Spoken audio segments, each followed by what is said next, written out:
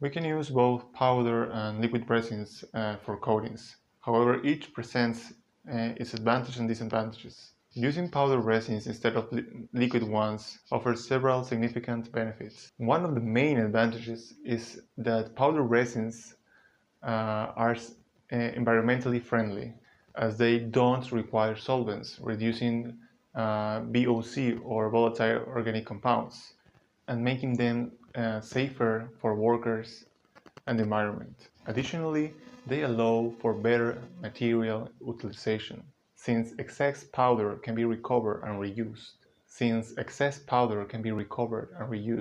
Minimizing waste.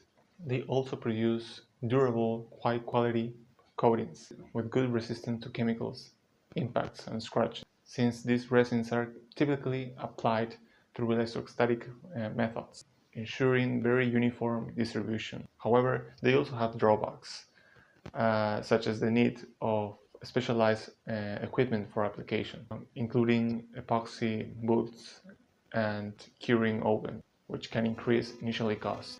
Furthermore, they are not ideal for coating heat sensitive, as they require high temperatures for curing, limiting their use for certain substrates. Thank you so much for watching. See you in the next video.